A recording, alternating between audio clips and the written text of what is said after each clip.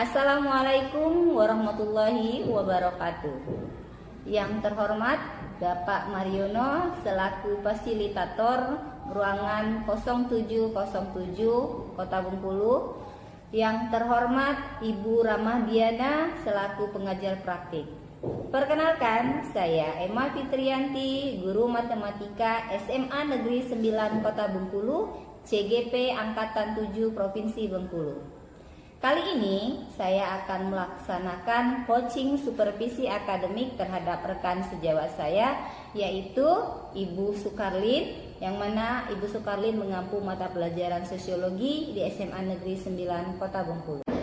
Selamat pagi Ibu Sukarlin. Selamat pagi Bu Emma. Apa kabar pagi ini Bu? Alhamdulillah sehat. Ibu Emma bagaimana? Alhamdulillah sehat Bu. 1 minggu yang lalu saya sudah menyampaikan kepada Ibu Sukarlin bahwa saya dapat tugas dari kegiatan guru penggerak untuk melakukan coaching dan supervisi akademik terhadap rekan sejawat. Kemarin saya sudah bilang sama Ibu Sukarlin bahwa saya akan melakukan supervisi akademik terhadap Ibu Sukarlin. Ya. Baiklah Bu, langsung saja kita mulai ya Bu kegiatannya. Baik. Baiklah Bu, untuk kegiatan minggu depan pada saat Ibu mengajar, kira-kira apa materi yang akan Ibu jelaskan? Masih tetap di materi stratifikasi sosial lanjutannya. Jadi materi stratifikasi sosial ya, bukan di stratifikasi sosial itu. Tapi ini lanjutannya Bu. Apa tujuan pembelajaran untuk kegiatan nantinya? Ini adalah peserta didik atau murid dapat mengidentifikasi jenis-jenis stratifikasi sosial. Ini sekali lagi lanjutan dari yang materi sebelumnya ya Bu. Baiklah Bu, untuk biar siswa nanti memahami materi yang Ibu jelaskan, kira-kira apa saja area pengembangan yang hendak dicapai dalam pembelajaran untuk minggu depan? Khususnya jadi besok ya, minggu depan itu kami membahas tentang stratifikasi kekuasaan, stratifikasi politik. Jadi diharapkan siswa dapat mengidentifikasi dan mendeskripsikan stratifikasi politik. Jadi harapannya siswa dapat mendeskripsikan kira-kira stratifikasi politik itu seperti apa? Ya, betul.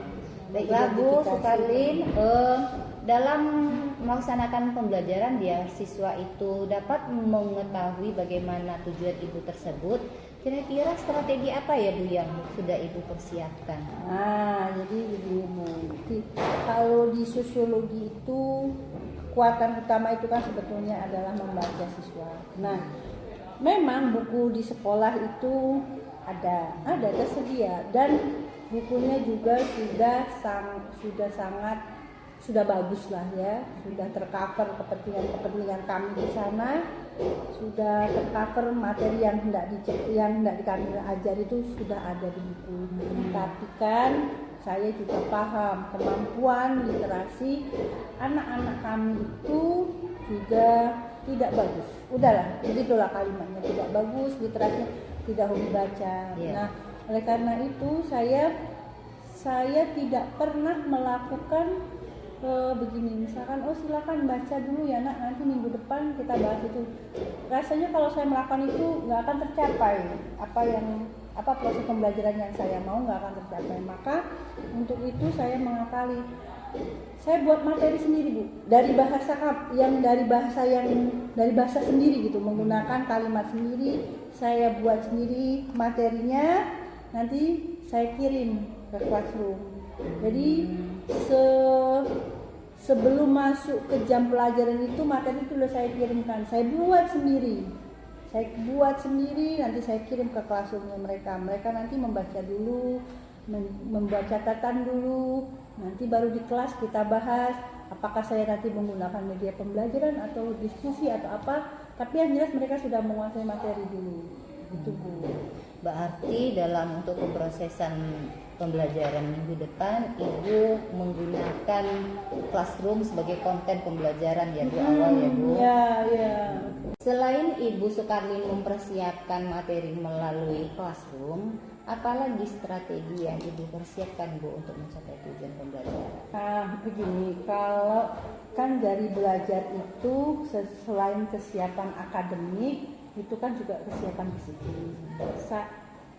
Kalau saya merasa sebagai guru, ketika mengajar di pagi hari, itu hambatan itu hampir dikatakan tidak ada lah. Hampir dikatakan tidak ada, karena posisi secara psikis ya itu menyenangkan semua, karena apa? Baru sarapan semua, baru mandi, jadi kan masih seger semua, energi masih full.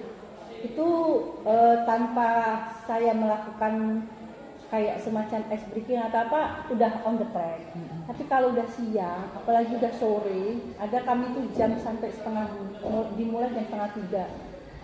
Baik guru ataupun murid mengalami kewalahan karena udah kelelahan, udah bosan, terus secara tuh energi keringat udah bau kemana-mana, gurunya muridnya sama, itu kan tidak nyaman. Nah kalau seperti itu memang seharusnya saya itu bisa membuat suasana menjadi menyenangkan, lebih mencair, misalnya kayak ice breaking atau apa. Tapi kesalahan saya nggak terlampau banyak perbendaharaan ice breaking. Jadi saya buat ya akhirnya kayak semacam eksiden aja lah. Kalau ada anak yang bisa, oh ternyata hari itu dia ada patah pelajaran kesenian, ternyata dia bawa gitar, ya sudah lah nak, daripada apa dulu, ya sudah main gitar dulu. Tapi yang lebih penting, saya selalu sebisanya, bukan sebisanya ya, seharusnya itu setiap hari seharusnya. Tapi kadang-kadang ya ada hambatan apa-apa. Tapi saya sekali lagi saya selalu mengupayakan untuk saya itu buat media pembelajaran. Jadi saya menghindari sebetulnya saya menghindari ceramah atau kerjakan LKS yang dari penerbit itu saya hindari karena itu menurut saya nggak terlalu oke Bu. Pemahaman bermakna itu nggak ketemu gitu Bu. Ya, bagus sekali ya Bu Sukarlin strateginya seperti itu. Harapannya kedepannya pada saat minggu depan tingkat pembelajaran berjalan dengan lancar sesuai dengan harapannya kedepannya ya Bu. Baik. Selamat bertemu kembali di observasi. Baik Ibu. Terima kasih Bu Sukarlin. Sama-sama Bu, semangat selalu Bu. Semoga lancar ya Bu kegiatan PJP-nya. Amin. Terima kasih Bu Sukarlin atas supportnya.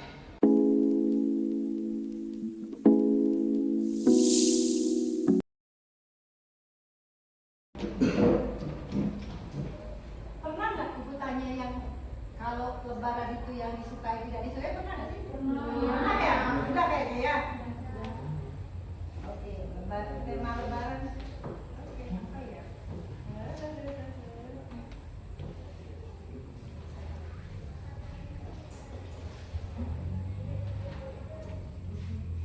Liburan yang ideal yang enaknya itu berapa hari?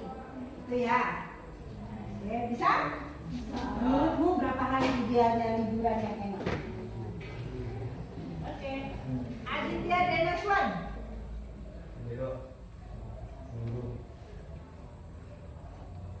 Aisyah Jati. Rajin banget dia sekolah ya. Alam. Kalau Alam memang sebulan bisa jadi sih. Alam 3 kali. Afrilan. Ya Bu, 5 hari Bu. Angelin 2 minggu.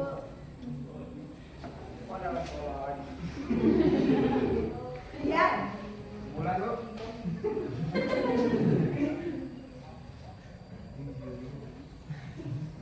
Kau pikir sekolah kedua apa?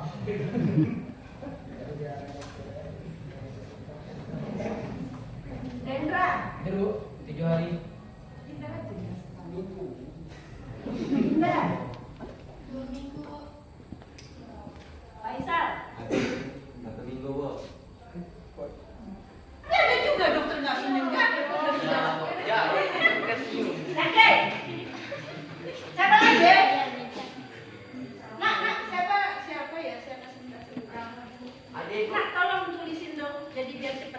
aja di dokter gitu-gitu di buku halaman belakang ini.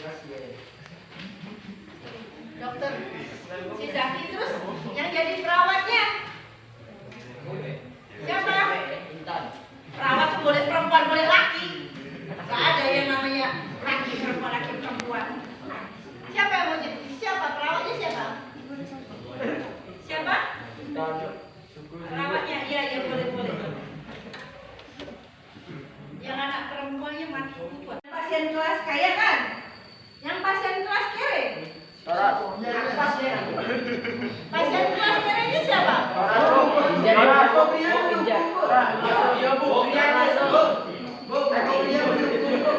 Aku sih.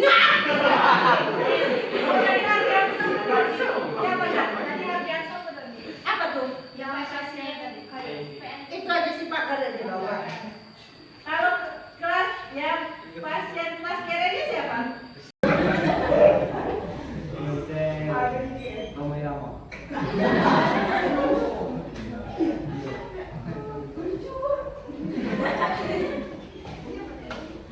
Jangan salah, aku juga bermimpi loh. Aku tuh bolak-balik mimpi. Kalau aku punya uang berlebih saja, sekitar 5 juta saja, aku mau nonton konser itu.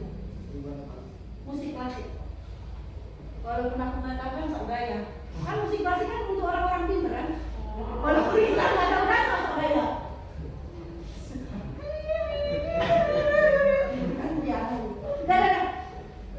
Iya, balik lagi ke kayak pengamen sama si Lisa Blackpink.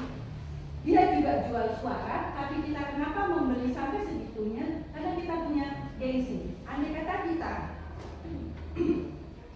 aku aja beli tiket Lisa Blackpink. Sorry ya, tiket itu berharga banget. Bukan gak nonton, pasang status. Kaya, gaya. Kita cuma mau dapetin like dan komen kok kalau media sosial. Fungsi media sosial untuk apa? Udah itu, narsis dan pamer udah. Karena kita rakyat jelatanan kere, nggak punya yang dipamerkan, cukuplah pamer masakan, nasi jengkol cukup hari ini, indah pada apa? Indah tidak mahal, padahal pengen pamer sama aja udah. Oke sudah. Tadi si Ronald ya selesai. Kita balik lagi stratifikasi politik, stratifikasi kekuasaan. Pada dasarnya,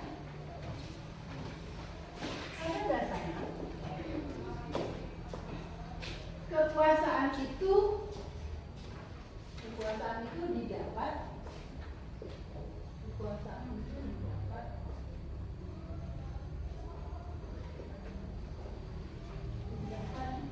dari dua hal.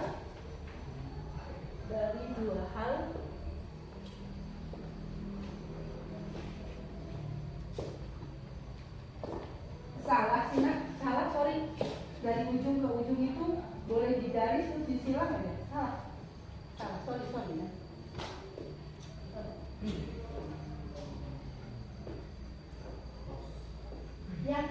Yang dimaksud pada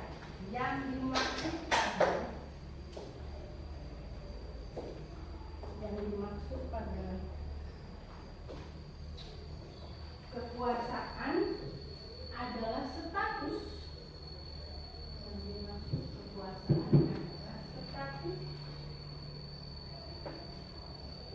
Status atau jabatan yang diduduki seseorang. Status atau jabatan yang diduduki seseorang.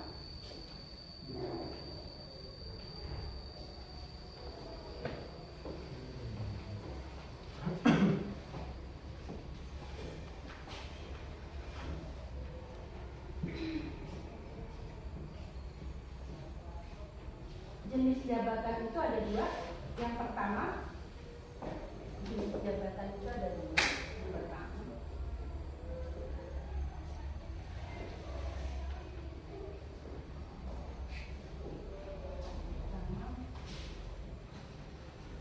jabatan politik. Jabatan politik. Jabatan politik didapat karena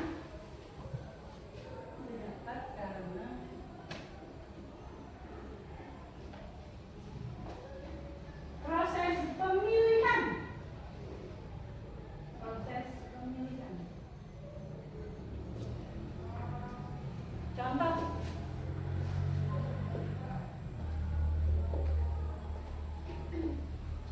Nah, terus kalau yang dari proses pemilihan jabatan apa tuh? Gubernur. Oke. Mulai dari contohnya presiden, gubernur, wali kota, kepala desa,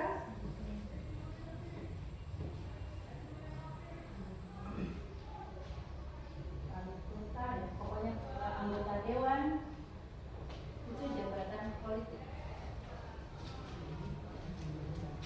Yang kedua, jabatan birokrasi.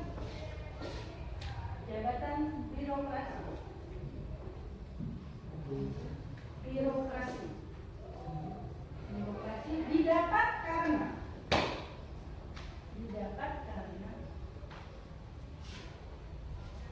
profesionalitas. Karena profesionalitas.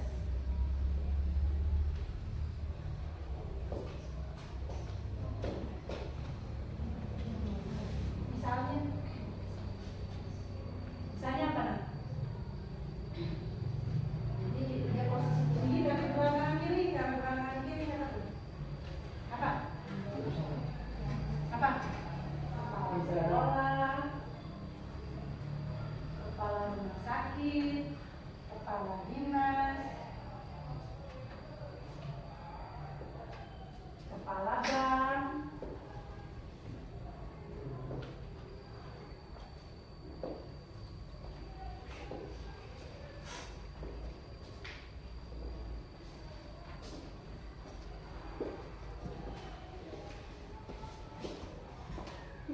Oke, kalau menteri jabatan apa?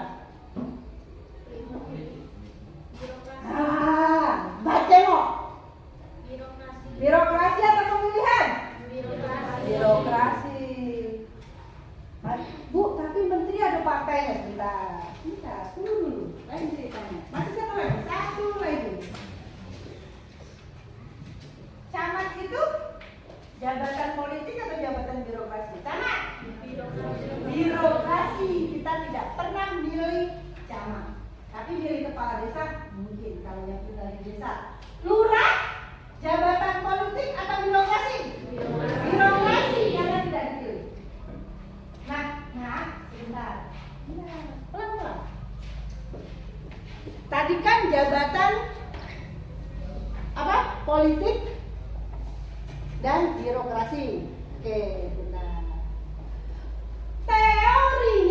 Teori ini dipilih kalau ini berdasarkan profesional, ya. Beda kan? Beda. Seringkali jabatan birokrasi itu ada sangkut pautnya dengan jabatan politik. Misal Aditya Dinaswan, misal ini udah profesor, penghargaan luar negeri berteret, banyak, ahli ekonomi. Pokoknya kalau dari lulusan luar negeri, pokoknya hebat ya. Nah. Tapi karena misalnya ini pekerjaannya sebagai dosen, misal dosen di Unip, terus terkenal juga sebagai ahli ekonomi. Ahli ekonomi. Terkenal diwawancarai di TV, di media sosialnya penuh, followernya banyak. Terus dia selalu bertentangan sama presiden. Misalnya bertentangan terus sama presiden. Misalnya presidennya adalah Pak Prabowo, misal Pak Prabowo, dasar Pak Prabowo, wan. Walaupun dia paling pintar se-Indonesia, sama Pak Prabowo dipilih nggak jadi menteri? Sama. Untuk jadi kepala birokrasi, kalau tidak satu jalan dengan yang punya jabatan politik, mana ketemu. Misal, ibu kan guru, misal, prestasi banyak, guru kotak, tapi selalu ngomongin Pak Gubernur ini, dasar Pak Gubernur salah, nggak pinter, nggak becus, pokoknya kritikin Pak Gubernur terus. Mungkin nggak aku dipilih jadi kepala sekolah? Walaupun misalnya bisa saja berprestasi, misal. Tapi kalau selalu bertentangan sama gubernur ya geserlah kamu kapal. Begitu. Kalau bekerja di swasta, misalnya ini kepala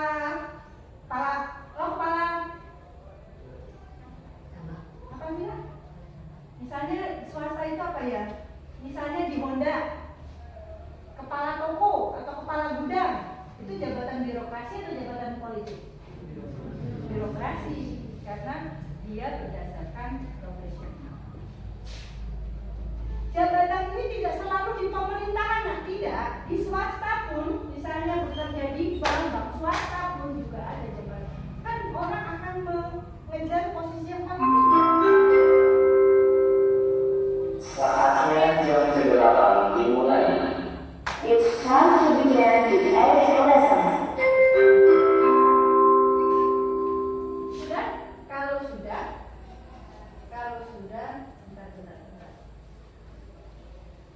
Bentar.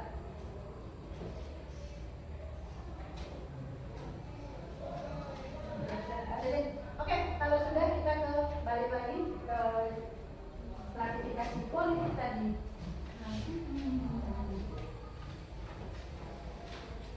Boleh bertiga, boleh berdua, terserah. Tulis di halaman paling belakang bukunya di buku coretan.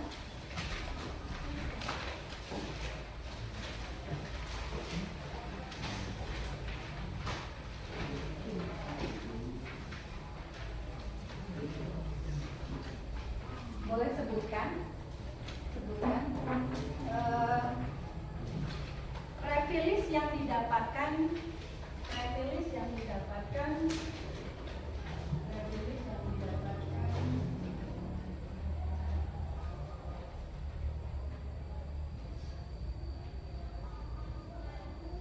yang kalian tahu jabatan apa deh yang kalian tahu?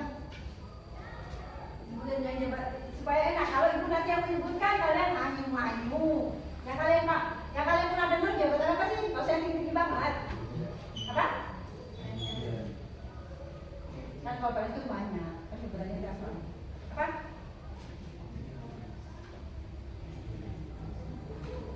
Kepala apa?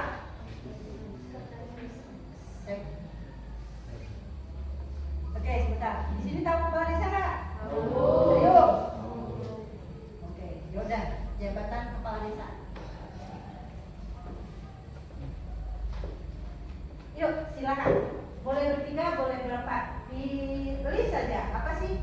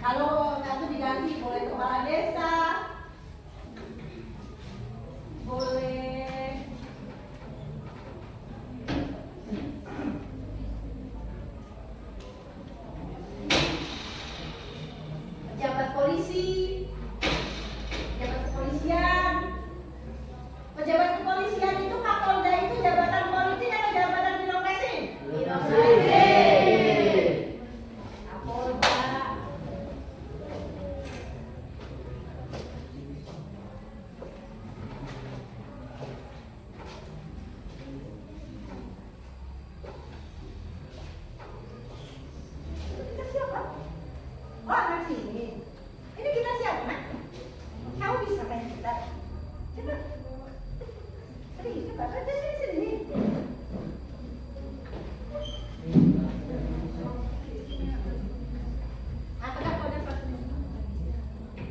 Biasanya apa? Kalian tuh nyanyi yang suka ibu-ibu, kalian suka nyanyi kalau di jam kosong apa sih yang suka? Kopi dangdut. Ada serang. Tenang aja, Bob. Apa fungsinya tuh ada mau yang dekat ibu itu? Oh iya, boleh. Tenang sini. Sini. Terserah nanti temennya semuanya pada ngikutin saat nyanyi. Apa biasanya suka kalian nyanyikan bareng-bareng tuh? Apa biasanya? Ya terserah apa aja. Ah ya sudah. Ah ya gitu. Aisyah siap jadi backing vokal. Ayo Asep. Ya terserah.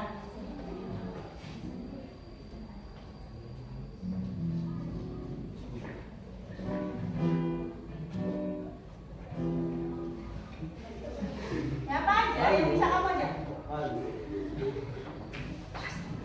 Nanti kamu telan. Cepet ya.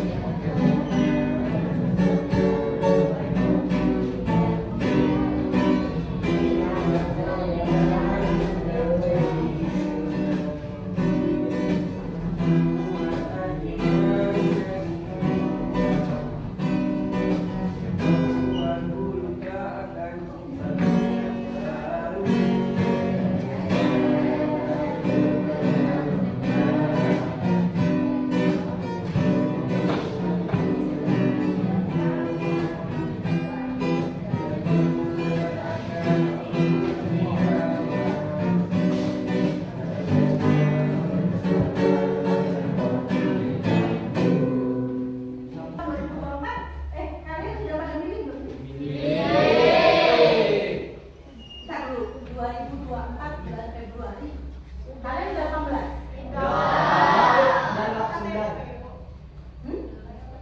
Oh sudah. Milih ya. Yang dipilih apa aja? Presiden.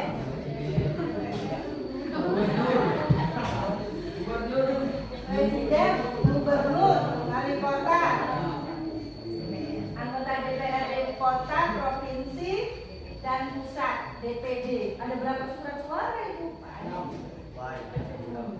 Mereka memperebutkan apa? Kursi. Kursi. Udah. Kalau sekarang yang kalian tengok di jalan-jalan apaan?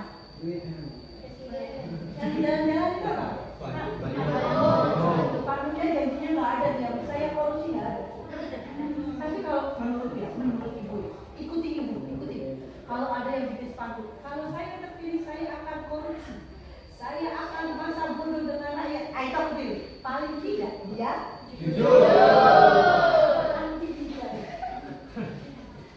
Kalau saya menang, mati kasih menang lomba. Oke sama pilih gitu. Tapi kalau tiba-tiba maaf, sorry, awalnya nggak pakai kerudung, terus kemudian pakai kerudung, nggak pernah sholat, terus tiba-tiba ke umroh jadi haji, atau bisa tebak. Itu kekuasaan, apa namanya? Apapun dilakukan orang untuk mendapatkan itu. Sudah selesai kita di situ. Apa namanya? Bisa gratifikasi. Satu lagi.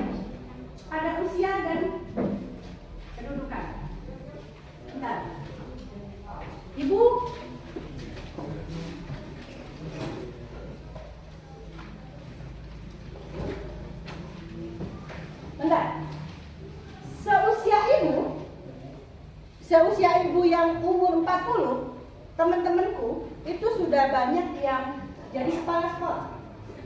Bentar.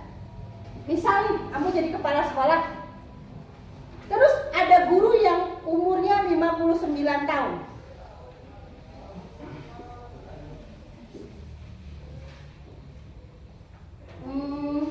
Umurku 40 tahun. Seharusnya yang paling hormat siapa? Yang harusnya dihormati? Yang masuk. Tapi kalau dalam pekerjaan, Pak Nadiem itu umurnya 38. Pak Nadiem, menteri ya, 38. Katakanlah Pak Bas, umur 58. Seharusnya lebih hormat kalau ketemu siapa? Pak Nadiem yang harus cium tangan ke Pak Bas karena usia kan? Tapi apakah demikian? Itu lagi. Pernah ikut perpisahan sekolah, perpisahan apa nih? Oke ya, karena SMP Corona ya. Tapi kalian ikut perpisahan SD? Kalian percaya nggak? Aku tuh selama aku sekolah sampai hari ini, aku nggak pernah ikut perpisahan SD, SMP, SMA, nggak pernah datang. Jadi guru pun aku nggak pernah datang perpisahan. Ada sekali karena jadi ketua pembina OSIS. Itu pun aku tidak di depan. Nggak tahu, nggak suka asal-asal itu, nggak suka, nggak tahu aku nggak suka. Nah ya, di perpisahan itu yang jadi subjek acara itu siapa? Yang jadi pusat kegiatan itu apa? Oke, masih bingung. Perpisahan ini perpisahan apa sih? Perpisahan siswa. Berarti yang jadi objek di acara, yang jadi pusat acara itu siapa? Siapa lagi? Guru, kepala sekolah. Iya kan? Karena ini yang akan melepas pendidikan ini kan anak-anak. Dia punya orang tua. Jadi yang jadi subjek acara itu juga adalah orang tua. Tapi yang paling jadi subjek di situ adalah siswa dan orang tua. Itu kan acara yang subjek acara, subjek dari kegiatan. Oke, sudah. Sekarang pertanyaannya. Gedung sudah rapi. Semua siswa udah cantik, yang laki-laki pakai jas, yang perempuan dandan udah kemana-mana lipstiknya, gambling. Orang tua udah rapi jali, makanan udah tersedia, kepala sekolah ada, guru ada. Tapi belum dimulai, kenapa? Ada, sudah ada keseknya, tapi belum dimulai. Kok belum dimulai? Kenapa? Kenapa? Siapa yang ditunggu? Kepala? Kepala dinas apakah jadi subjek acara? Ya ada, dia juga sudah selesai, tapi ditungguin kan? Itu namanya apa? Praksis apa praksis? Praksis apa praksis? Hah? Nah, nanti sholat Idul Adha, pergilah ke Masjid Raya Al-Mizahid. Pergilah, nggak apa-apa. Pergilah pagi dari jam 7 dari sini. Jangan ada setengah 7 lah di sini. Pasti dia lama. Mesti jangan. Lama-lama. Tunggu siapa? Kalau dalam agama, aturan agama sudah ada imam, sudah ada khatib, sudah ada makmum, harusnya dilaksanakan. Ya. Tapi kenapa nunggu? Itu tadi. Tunggu lagi. Begitulah. Kalau urusan jabatan, masalah agama pun bisa dilipat.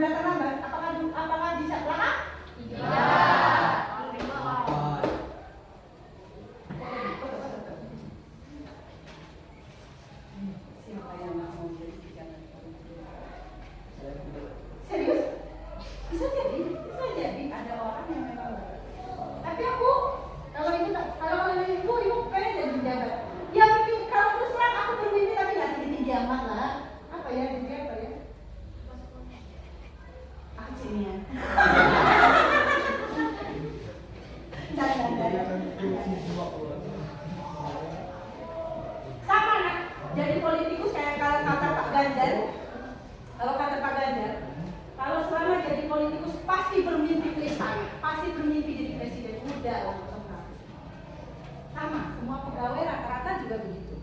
Kalau sudah jadi pegawai pasti incarannya jadi kepala. Saya nggak mau, akan nggak mampu.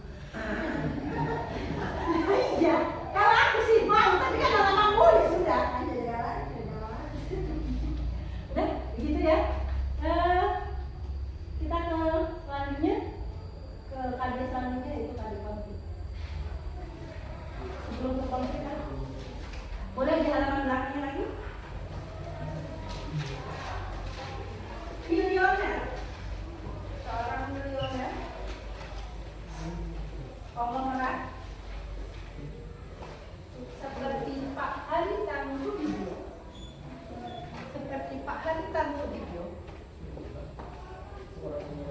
Siapa Haritanu Sudibyo kan?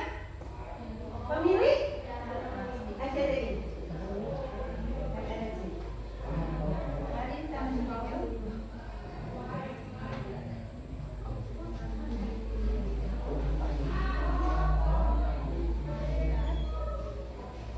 Konglomerat seperti Pak Haritanu Sudibyo, buat dalam kurung untuk pemilik MNC ini.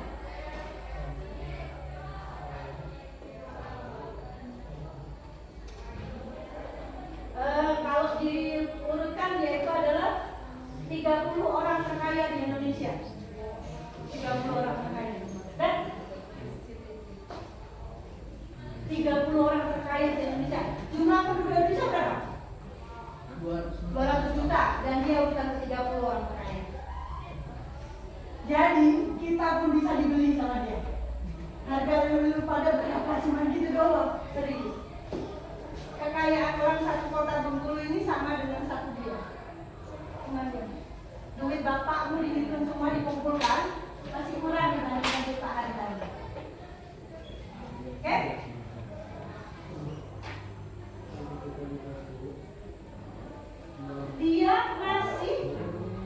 Dia masih mengejar kekuasaan.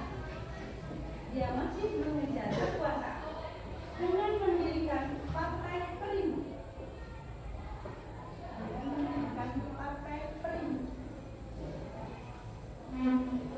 Mana nak Partai Perindo nak? Kayaknya mungkin waktu kalian SD lebih hafal lagi Partai Perindo daripada hal-hal Bandi.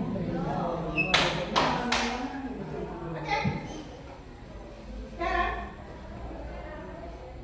silakan jawab, kenapa sih? Kurang apa lagi? Duit ada. Kenapa kok masih mau punya partai? Untuk apa? Silahkan, boleh jawab sendiri, boleh berdua. Siapa yang jawabannya benar? Lagi-lagi itu saya ikut lagi. Silahkan. Gak usah dari Google. Gak ada di Google. Ayo, bukan?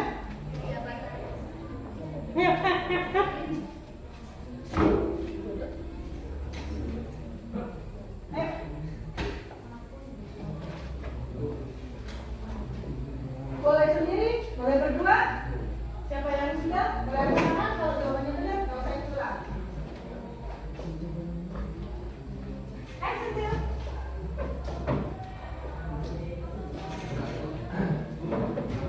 oke, sudah?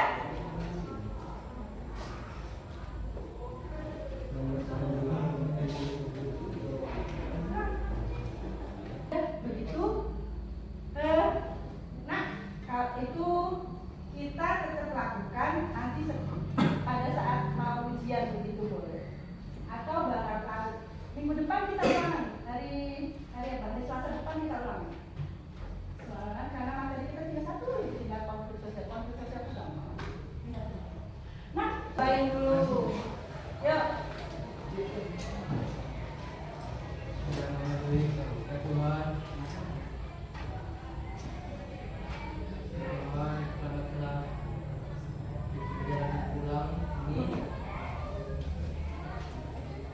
Diulang yang benar. Saya nggak pernah doain.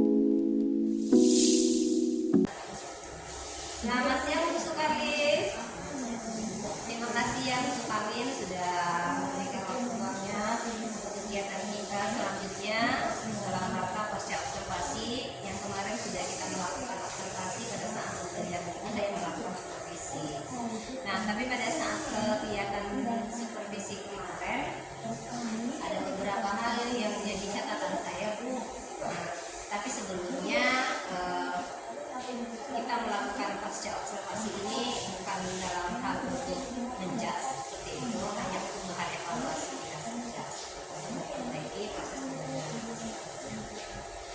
Waktu saya melakukan supervisi waktu ibu mengajar, ada beberapa hal yang menjadi catatan saya, dan itu bagi saya sangat menarik. Saya senang dengan energi ibu pada saat ibu melakukan proses pembelajaran. Jadi walaupun pada saat mengajar itu kan kondisinya siang hari, tapi anak-anak masih tetap semangat dengan energi yang ditularkan kepada murid seperti itu.